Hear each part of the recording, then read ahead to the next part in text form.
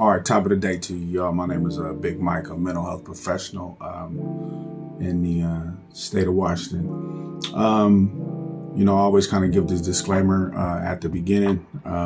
This is not check with your local mental health counselor or your therapist to verify any of this information. I will be using evidence-based material as I am currently working with a master's degree in forensic psychology, working on my doctorate degree. My bachelor's degree was in sociology, psychology, business administrative management. My associate's was in arts and science with a heavy focus in psychology and sociology. So anything really dealing with mental health, psychology, substance use, I am a nationally certified addiction counselor, NCAC level 1 with NADAC. You guys can Google that. So today we're going to talk about ACT. I started to work on this ACT deck of cards, which is acceptance, commitment, therapy. I recommend that is a very nice deck to use. Here they have some cards. It has the instructions. Different colors mean different things, right? Engaged, open, that type of stuff. So, and you guys can check out ACT if you want. But just a quick example. This card is about being engaged. It says, we learn the hard way. Pain is inevitable in life. What have you learned from your struggles? When pain shows up again in your life, how do you want to handle it? I mean, that's a beautiful card. I had something else planned here, but we're going to talk about that because let's break that down real quick. We learn the hard way, right? Sometimes when we're challenged, it stretches us, and like growing pains, you didn't get to be the size you are without some sort of pains, right? But you're happy with who you are. You're happy with your size. Maybe you're not. And then there's pain there, right? So what do? You think you're broken or something like that? No, I mean, that'll get you in a state of depression. So your thoughts create emotions. Emotions create behavior, right? That's CBT. Cognitive behavior therapy. It recognizes that what you think is how you feel, and then how you feel, your behavior responds to that feeling, right? So thoughts, emotions, where emotions is equivalent to feelings, right? Thoughts, feelings, behavior. It's a golden thread, right? It says pain is inevitable in life. That means your boyfriend's gonna break up with you. Your girlfriend's gonna break up with you. Your mom may have, been on drugs, might have left you in the game, dropped you off at grandmama's house around the corner from the church, across the street from what's named them. It is what it is. So pain is inevitable, right? You can't get around it. You can't duck it, dodge it, ditch it, leave it. It says, but what have you learned from your struggles, though, right? So when you have struggles, I mean, there's lessons in all of them, right? So what type of lesson did you learn in your struggle? You know what I mean? Where was, when you struggle, you're stretched. And when you're stretched, you feel outside of your comfort zone. It's not the norm for you, right? So it's challenging. It says, when pain shows up again, though, in your life, how you want to handle it. So in other words, you need to be engaged, right? You need to be making an action plan about, okay, well, when pain came up in my life last time, what did I do that benefited my mental health and allowed me to maneuver through it peaceably, calmly, more amicably? In other words, how'd you get through it? Are you still here, right? So you didn't commit suicide, right? You might even thought about it, right? But you here, so something worked. Did you pray? Did you meditate? Did you go for a walk? Did you go hop in your lowrider? Did you ride a Harley and do some ground pounding? Did you go spend time with your girlfriend, your loved one, your husband, your mate? What did you do? What got you through that? When times get tough, what are you going to utilize to get you through to the next phase of your emotional stability, right? Sometimes we're fragile, and that hurts. You know what I'm saying?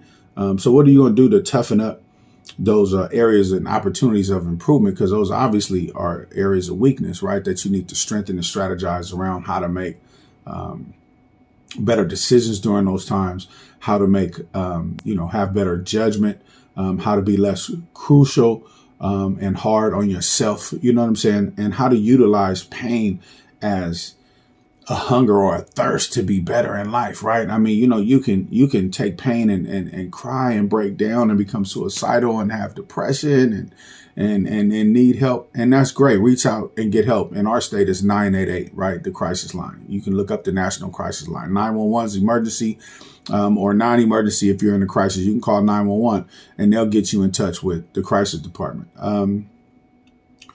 But yeah, so I want to talk about how, your thoughts, just because you have a thought, it's really not reality, or it's not your reality, right? I got a PowerPoint here and I just kind of want to go through it here real quick. It's the first week of ACT. And there's 8 weeks. It says your first week, you'll focus on diffusion and helping you get some much needed distance from your thoughts. Example of fusion. This is an example. A veteran with PTSD or a victim of sexual assault might be fused with the thoughts of, my life was wonderful before this trauma happened, or I'm the one to blame, or now I'm broken, or you just can't trust people. If you trust people, they'll just hurt you. These two statements illustrate fusion of the self with judgment and rules. Can you imagine buying into or believing these thoughts as reality might affect the ways in which people show up or don't show up in their own lives? So if you're the type of person that's like, woe is me, or I'm broken now, and, I really don't know, what to do no more, you'll start doubting yourself. Everywhere you show up, you'll be kind of timid, kind of fragile, right? The thoughts created the emotions created behavior. You can't get no easier than this, right? If you think you're weak, you're going to present weak. When you go somewhere, people are going to be able to tell you weak, you're broken, you're fragile. So you got to change those thoughts, right? You got to reframe your thoughts, right? It says, what thoughts are you fused with, tangled in, or hooked on? Are your thoughts about the past and future? Thoughts of yourself? Let me see. Your thoughts about the past and future, thoughts about yourself, judgments, reasons, or rules. How does this impact the way you show up in your own life, right? I mean, and it is what it is, right? I mean, you got to really do this thing. I mean, I'm a mental health therapist right now as I'm working on my doctorate, right? But, I've developed counselors, clinical, inpatient treatment facilities for co-occurring disorders, people with serious mental illness like schizophrenia, schizoaffective, substance-induced disorders, psychosis, things like that, as well as, your garden variety depression and anxiety, borderline personality disorder, delusional disorder, persistent delusions, paranoid schizophrenia, command hallucination schizophrenia, schizoaffective, bipolar with psychotic features.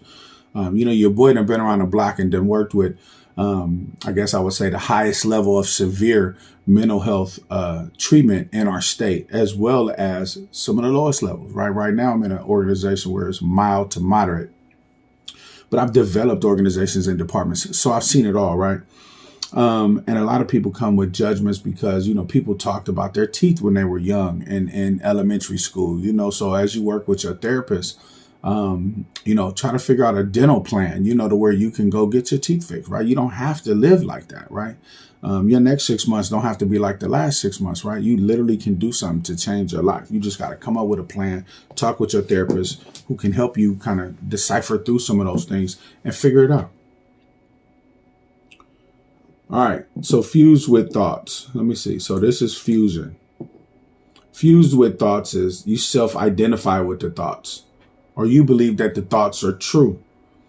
The thoughts are taken more seriously when you're fused, right? Like, man, I'm just never going to be good at anything, right? That's when you're fused with thoughts, like the fuse on the stick of dynamite, right? You got the dynamite and then you have the fuse that you stick in it, right? Then you light the fuse, right? So fused with the thoughts is like putting the thoughts inside yourself and then lighting the thoughts inside yourself, right? That's fused with thoughts. Diffused from thoughts is like, this is more to the self than the thoughts, right? Not all thoughts are true. Thoughts are accepted and taken more lightly when you're diffused from them, right? So when you diffuse the stick of dynamite, it's not going to light. It's not going to blow up, right? So if you're saying, I'm stupid, you feel stupid, you having a thought that you're stupid, and then when you're diffused, you just notice that you having a thought that you're stupid. You don't have to be stupid. Who says that you're stupid? Somebody said that when you was a little kid or something, and you just believe that, you would stop believing it. What you think you become, you act like, right? You don't have to be stupid. You don't have to act stupid. You don't have to identify as that, right? As the new word these days, identify as something, right? Right. When you identify as something, you literally can become that.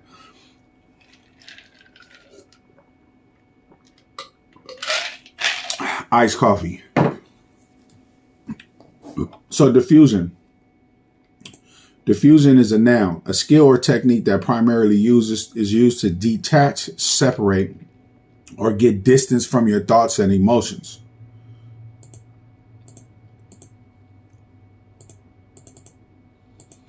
Let me hit that again. Diffusing, a skill or technique that's primarily used to detach, separate, or get some distance from your thoughts. Well, how do you do that? You thought switch, right? You reframe. You use reframing techniques, right? Reframing techniques is saying like, man, that's not me. Just because it says I'm stupid, don't mean I'm stupid. In America, they call black people black, right? We're not the color of black. I don't know nobody the color of this. You might get some blurple, some black purple cats. You know what I'm saying? Straight from the plains of Africa, right? But they're not black, right? That's a label. We're not a color in a crayon box. We're a people, especially those of us that came from, we got shipped from Africa in the slave trade, right? Africans didn't sell Africans. Africans sold Hebrews. So they told us that we was African American. How can we be two, which is how blacks lost their identity in America, right? I mean, how could we be from two white men, right? Amerigo Vespucci founded America. How can I be American? I mean, that's identifying as a country, as a people, right? I'm not from the descendant line of Amerigo Vespucci, right? I'm not from Leo Scipio Africanus, who was another conqueror of Africa, which is why the whites rule Africa, right? So we're named by two white people, right? How can I be that, right? I mean, I'm light skinned and I just look like Bob SquarePants, but we're talking about mental health here, right? If we constantly see ourselves as a slave, we'll be oppressed, sad, not delivered from our thoughts, right? We know that we are descended from slaves, but am I a slave? No, I'm not a slave. I'm an occupational slave, right? I mean, they still got some pressure that they put on us. But am I going to make that cause me to feel down or sad? Nah, I'm a mash. I'm gonna get going and use that for fuel. Like, yeah, well, not me, man. I mean, you can get me so far, but outside of that, I'm going to do what I have to do to make sure that I'm going to be successful to some degree, right? I'm not going to be defeated and let the thoughts defeat me just because my people came here on slave ships. Don't mean I'm going to just be a defeated victim the entire time I'm here. I'm going to teach my children not to be a defeated victim. You don't let trauma define you. You don't let labels define you. You don't let your mental health diagnosis define you. Become something other than what people are calling you, right? Sorry if that offended anybody. I mean, but reality is reality, and we're talking about the truth. It may not be, once again, the truth is not always reality. This truth that I'm speaking on this channel might not be your reality because you may be from a different nationality or a different Eurocentric background. Excuse me. Bless me. Amen. All praise to the Most High. So letting go of thoughts of, fusion. It's not always easy to do. I mean, I know some people struggle with letting go of the past and letting go of thoughts or different things like that. It's going to take mindfulness. It's going to take you to be mindful of the thoughts that you have in doing a thought inventory, right? Go to the dollar store, follow Dollar Tree or Family Dollar Tree or whatever it's called, and get a little journal book and write down your thoughts, right? And then after you go through your thoughts, you cross them out and write how they make you feel, and then cross that out, right? Cross out the thought, then cross out. So write the thought, right next to it, how it makes you feel, right? Then cross out that thought, cross out the feeling, and then cross right in the thought and feeling that you want to have, right? That's how you reframe your thoughts or your mindset, um, or you can call it thought switching as well. That's a part of CBT. So why do we fuse, right?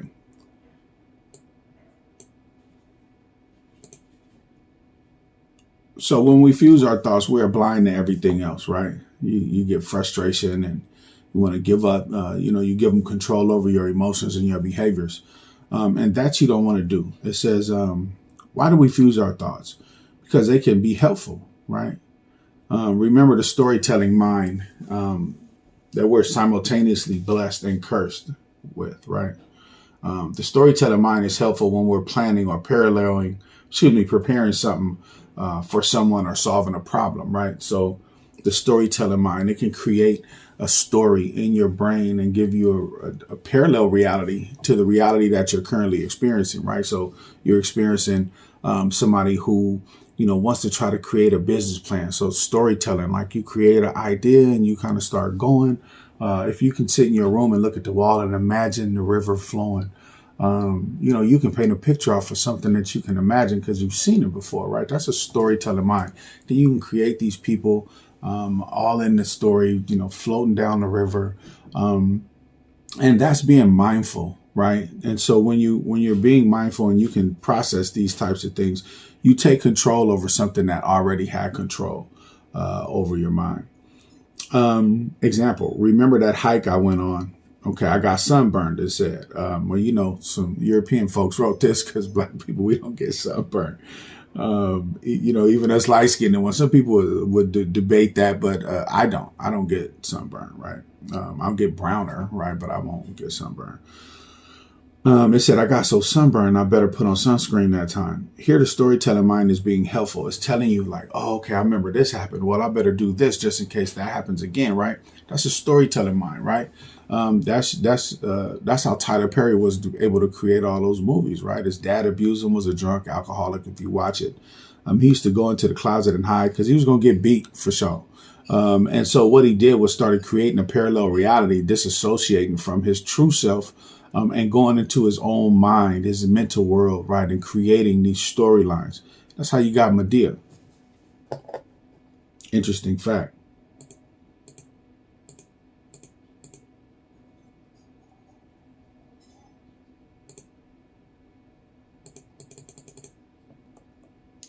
Some thoughts are helpful. Not all thoughts are bad, right? Thoughts can be helpful too. Example, when you randomly remember to follow up with an email that was sent to you last week, or that you need to pay a bill, right? So those are thoughts, right? I mean, they're just not negative thoughts, right? Fusion is a problem when our thoughts are unhelpful, right? It is especially problematic when we're unaware of them, right? That's allowing them to create our reality and control our behavior. I know a panic story of an individual who, they started spiraling, right? It's a panic story. I always have some sort of panic story or some sort of story because I deal with so many clients, right? So it's okay to talk about cases to benefit the community if I'm not breaking any PHI laws or rules, which is personal health information or HIPAA, right? So, we can change the name to protect the innocent, and I can use this story all day long, right? So individual was... had got sick, had got ill, had a fever, and then thought, well, man, I had already missed last week because I was sick, and now I guess I'm getting sick again. Here's another fever, right? And so, man, I think I'm going to lose my job. The thoughts start to spiral, right? They're intrusive thoughts, like they just come in and you can't even control them. They're intrusive thoughts, right? So he's starting to get these intrusive thoughts, and they're starting to have a spiraling effect, which is leading to some anxiousness, right? A little bit of anxious distress, right? Oh no, I'm gonna lose my job. Like, well, you could reframe it and be like, man, I'm sick. I should just call in and let them know that, hey, I'm sick. I need one more day. I can make this day up later in the week. Like, right? Use storytelling mind, right? Start creating a new reality to the reality that's happening. Like, okay, this can be all bad. But boom, call the supervisor, say, hey, look, this cold is coming back. I got a fever. I may miss a day or two. Can I make these days up later in the week? And if not, I'm sorry, I just can't show up. I'm sick. I don't want to get everybody else sick. I really care about the company as well as my own health. what supervisor is going to be mad at you because you don't want to get the rest of the crew sick, which is going to lower productivity, which will cause the company to lose money, right? I mean, so, they'll be grateful that you called in because you were sick, right? Instead of spiraling out of control, right? So some thoughts are helpful, right? You just helped you think on how to replace the days that you're going to miss, right? So it's all about thought switching, reframing, like, oh no, I'm sick, I'm going to die, right? Some people catastrophize. Well, then you switch over into how can I create a new reality, a parallel reality to the reality that's happening, which is I'm sick. Creating a parallel reality, setting that stage, just saying, calling the supervisor, saying, hey, I want to do this. This is the stage I want to be on. I want to work a new day. I want to switch that day for that day. I can make up for somebody else that's calling out sick when I come back. Will you allow me to do that? You're creating a parallel reality while having another reality at the same time. So some thoughts are helpful. With that, I'm going to end this video. I don't want to run out of space, and I want to get this uploaded as soon as possible. So, I just want to say, man, always take time to reframe your thoughts. Some thoughts are helpful. And with that, I'm going to say peace.